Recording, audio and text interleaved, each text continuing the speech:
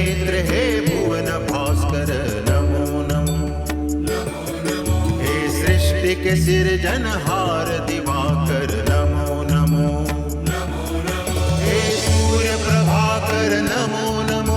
आदित्य विभाकर नमो नमो। हे भानु तिमिरहर नमो नमो। हे रवि भुवनेश्वर नमो नमो।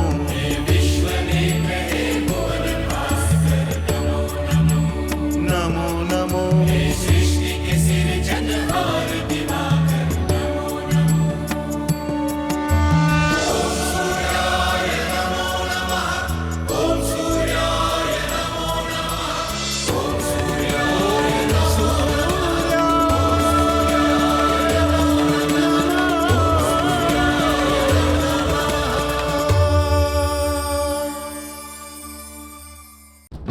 अत्रिपुत्र चंद्र, कृति सम्राट दक्ष का तुम्हें आदेश है, तुरंत हमारे समक्ष उपस्थित हो। चंद्र, हमारे आदेश का पालन हो, तुरंत हमारे समक्ष उपस्थित हो। रुकिए स्वामी, पिताश्री के स्वर से लग रहा है कि वे अभी बहुत क्रोधित हैं। कहीं वे कुछ अनर्थ न कर बैठे। देवी रोहिणी, आपके पिता प्रजापति होने के साथ साथ मेरे ससुर भी हैं, अर्थात मेरे पिता हैं। और मैंने सदा सीखा है कि बड़ों की आज्ञा का पालन करना चाहिए। इसलिए यदि वो मुझे बुला रहे हैं तो मुझे वहां अवश्य जाना चाहिए। तो फिर मैं भी आपके साथ चलूंगी। नहीं, मेरे विचार से ये ठीक नहीं होगा। आपके पिताश्री मुझ पर आपकी अन्य बहनों की वजह से क्रोधित हैं, और आपकी अन्य बहनें आपसे जितना रुष्ट हैं उतना ही मुझसे रुष्ट हैं। कहीं आपके पिताश्री ने आपको सामने देखकर कुछ अर्घ नर्क बोल दिया तो हो सकता है कि मैं स्वयं पे संयम न रख पाऊं। तो फिर जाने से पहले मुझे एक वचन दीजिए।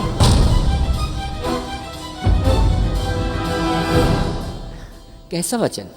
वचन दीजिए कि आप पिताश्री से कोई विवाद नहीं करेंगे और आदर पूर्वक उनकी हर आज्ञा का पालन करेंगे। वे मेरे बड़े हैं और उनसे विवाद करने की मेरी कोई इच्छा नहीं है। फिर भी अगर आप ऐसा कहती हैं तो मैं आपको वचन देता हूं। अब मैं जाऊं? अत्रिपुत्र चंद्र, कहाँ हो तुम? क्या तुम हमारी आज्ञा की अवहेलना कर रहे हो? तुम शायद भूल गए कि इसका परिणाम क्या हो सकता है।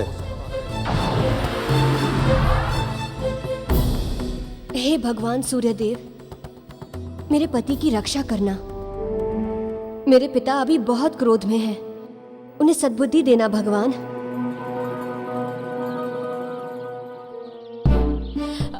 स्वामी। देवी अर्जिया, क्या बात है? आप इतनी विचलित क्यों लग रही हैं? स्वामी, मैंने अभी अभी प्रजापति दक्ष का स्वर सुना। वो बहुत क्रोधित लग रहे हैं और हमारे पुत्र चंद्र को पुकार रहे हैं। ना जाने क्या हुआ होगा, आप कुछ कीजिए ना। देवी अनुसुईया, आप जैसी विदुषी को इस प्रकार की व्यग्रता शोभा नहीं देती। विदुषी हो या अनपढ़ गवार, स्त्री के लिए अपनी संतान से बढ़कर कुछ नहीं होता। और प्रजापति दक्ष तो कुछ करने से पहले सोचते भी नहीं। पुत्र चंद्र के लिए कोई संकट खड़ा कर दे, इससे पहले आपको कुछ करना चाहिए स्वामी। हमें तो ये भी पता नहीं कि बात क्या है, तो फिर हम कर क्या सकते हैं? पुत्र चंद्र से पूछ लेते हैं, इससे पहले कि वो प्रजापति दक्ष के पास पहुंचे और विवाद बढ़े। आप प्रजापति दक्ष से मिलकर उन्हें समझा दीजिए ताकि संकट टल सकता है। नहीं, ये नहीं हो सकता। किंतु हम अपने पुत्र चंद्र से चर्चा तो कर ही सकते हैं।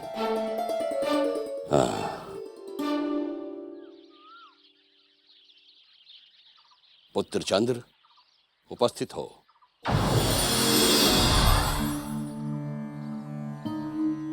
माताश्री और पिताश्री को मेरा प्रणाम। पुत्र, क्या हुआ? प्रजापति दक्ष तुम्हें क्यों ढूंढ रहे थे? देवी दीति प्रिय इंद्र के अमोघ यज्ञ में बाधा डालना चाहती थी, और इस घृणित कार्य में मेरी पत्नी उनका साथ दे रही थी। इसलिए मैंने उनके त्याग की घोषणा कर दी। इस कारण प्रजापति दक्ष मुझसे रुष्ट हैं।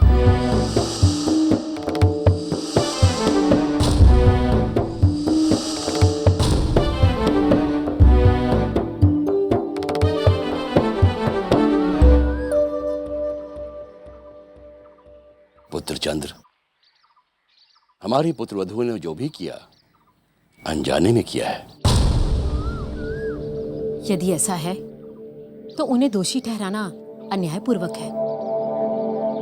किंतु मुझे ये पता नहीं था। इसके अतिरिक्त उनसे जो कुछ भी भूल हुई, वास्तव में उसके उत्तरदायी तुम हो पुत्र। पिताश्री, उनकी भूल का उत्तरदायी मैं कैसे हो सकता हूं?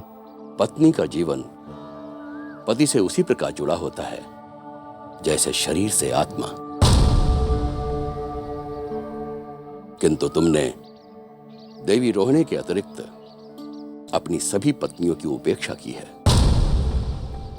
पुत्र चंद्र, जब कोई कन्या अपने पिता का घर छोड़कर ससुराल जाती है तो उसका पति ही उसका एकमात्र सहारा होता है। अगर वो भी उससे नाता तोड़ ले तो कन्या कोई ना कोई भूल अवश्य करेगी ही। पुत्र चंद्र, स्नेह और प्रेम की डोर में बंधकर तुम संसार के सबसे सुखी व्यक्ति बन सकते हो, किंतु अपनी पत्नियों के बीच भेदभाव करके तुम्हें अपयश के अतिरिक्त और कुछ नहीं मिलेगा।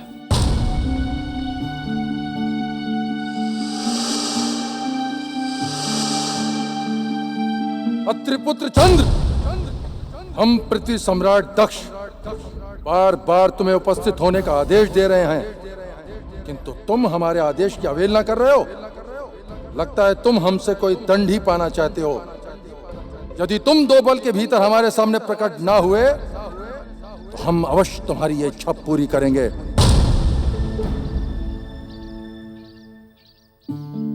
माताश्री, पिताश्री, मैं प्रजापति दक्ष से भेंट करने जा रहा हूं।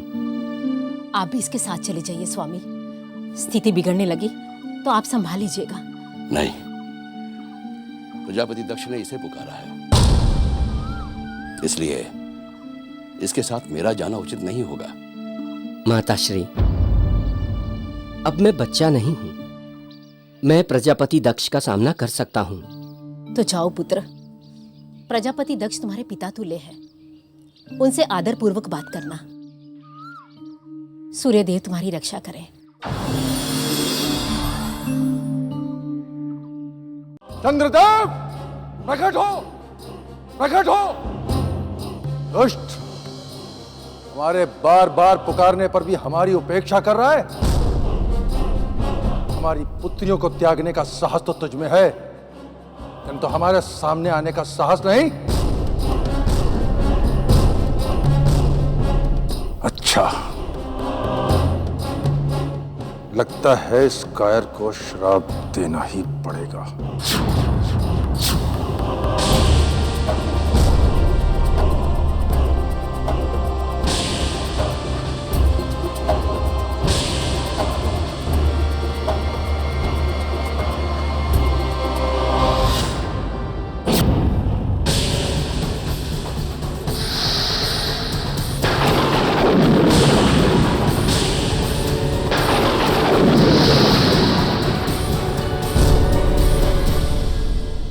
चंद्रदेव, रुक जाइए पिताश्री।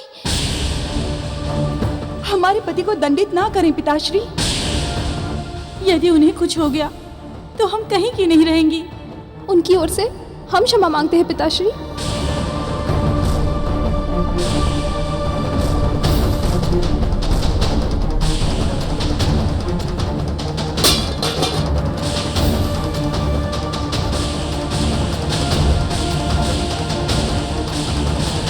तुम लोग चाहती क्या हो? पहले अपनी पति की शिकायत लेकर हमारे पास आती हो और फिर उसकी ओर से क्षमा मांगती हो।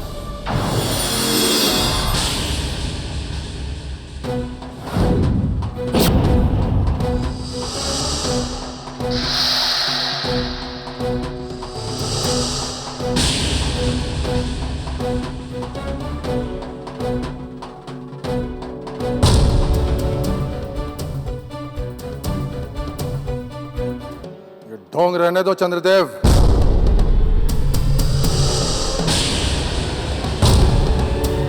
जो व्यक्ति हमारी पुत्रियों को कष्ट दे उसे हमारे चरण स्पर्श करने का कोई अधिकार नहीं। उसके लिए हमारे पास कोई आशीर्वाद नहीं है।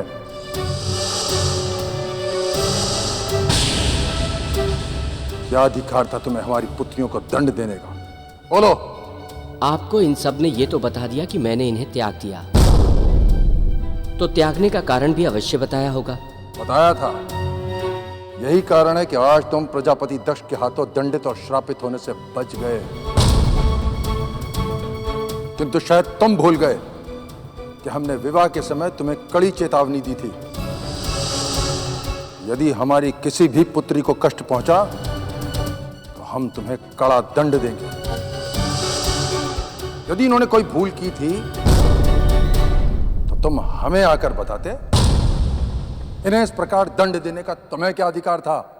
प्रजापति दक्ष, मैं आपसे तर्क नहीं करना चाहता, किंतु विवाह के पश्चात कन्या पर पिता से अधिक पति का अधिकार होता है। बस बस,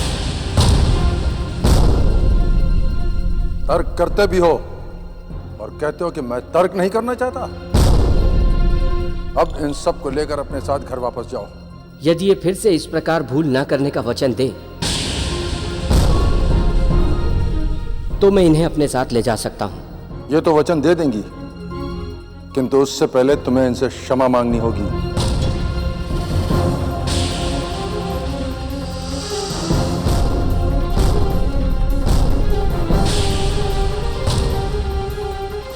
वचन दीजिए कि आप पिताश्री से कोई विवाद नहीं करेंगे और आदर पूर्वक उनकी हर आज्ञा का पालन करेंगे। प्रजापति दक्ष, भूल इन सब ने की है और आप चाहते हैं मैं इनसे क्षमा मांगूं?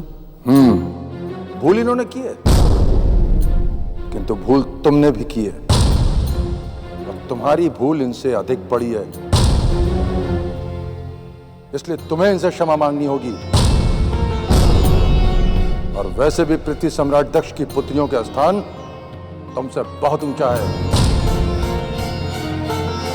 प्रजापति दक्ष तुम्हारे पिता तुल्य हैं, उनसे आदर पूर्वक बात करना।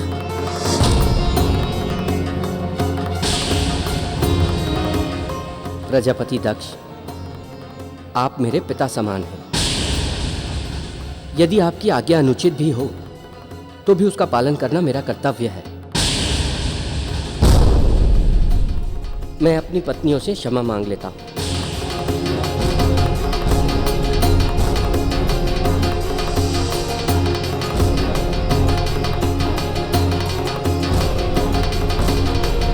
ऐसा ना करें स्वामी, हमसे क्षमा मांगकर हमें पाप के सागर में ना धकेलिए।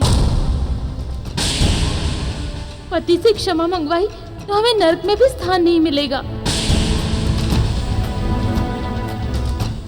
तो ठीक है, किंतु मेरा आपसे अनुरोध है कि आप मेरे साथ चंद्रलोक चलें।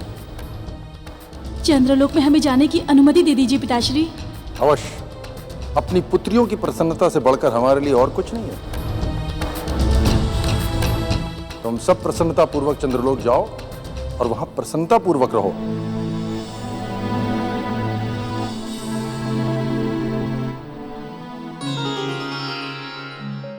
पुत्र चंद्र,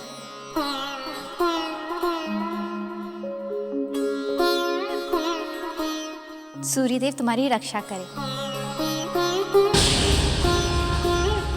किंतु पुत्र चंद्र, तुम अभी वापस कैसे जा सकते हो? हमारे घर हमारा जमाता आए तो हमारा भी अधिकार बनता है कि हम कुछ दिनों के लिए उसकी सेवा का सुख भोग करें। माता पिता पुत्रों की सेवा नहीं करते, करवाते हैं, किंतु उसके लिए आपको मेरे लोक में आना पड़ेगा, क्योंकि यहाँ तो आपके सेवक मुझे आपकी सेवा नहीं करने देंगे। ये भी अवश्य होगा, किंतु इस समय तो आपको कुछ दिनों के लिए हमारा आतिथ्य ग्रहण करना होगा। यदि मेरी अन्य पत्नियों के साथ देवी रोहिणी भी यहाँ होती तो मैं आपके आतिथ्य का अवश्य आनंद उठाता, किंतु उनको चंद्रलोक में छोड़कर मेरा यहाँ अधिक समय रुकना ठीक नहीं। अब इसके आगे तो हम आपके साथ कोई तर्क ही नहीं कर सकते। तो फिर आप मुझे अनुमति दें। चलिए देवियों।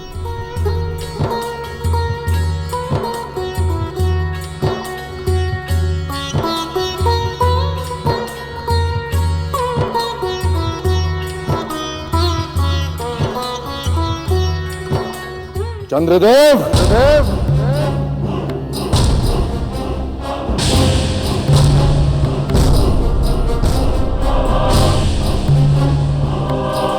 चंद्रदेव,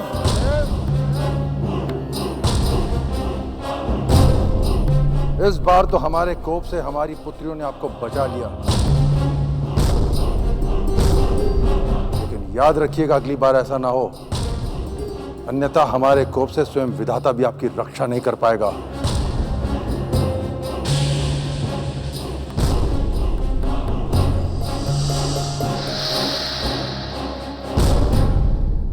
उस समय तक की प्रतीक्षा क्यों करते हैं प्रजापति दक्ष? मुझे अभी दंड देकर अपनी अभिलाषा क्यों नहीं पूरी कर लेते? यदि आप हमारी पुत्रियों के पति ना होते तो हम सचमुच अभी और इसी समय आपको दंडित करके अपनी शक्ति का आभास करा देते।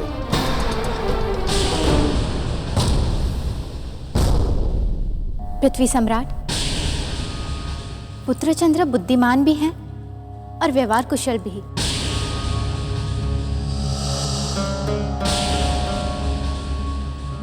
वे ऐसी भूल बार बार नहीं करेंगे। ये तो प्रसन्नता की बात है कि हमारी पुत्रियां और जमाता हमारे घर आए हैं। उन्हें विदा करने के समय हमें उन्हें आशीर्वाद देना चाहिए। और पुत्रियों, तुम सबको भी ध्यान रखना चाहिए कि पति की सेवा तुम्हारा सर्वप्रथम धर्म है। और यदि तुम सब मन लगा के पति की सेवा करोगी तो वे तुमसे क्यों प्रसन्न नहीं होंगे? ये सब क्या सिखा रही हैं आप हमारी पुत्रियों को? क्या ये अपना स्वाभिमान भूल जाएं? स्वामी, ये माँ बेटियों के बीच की बात है। एक पिता को इसके बीच में बोलना शोभा नहीं देता। ये सब जा रहे हैं, आप भी इन्हें आशीर्वाद दीजिए।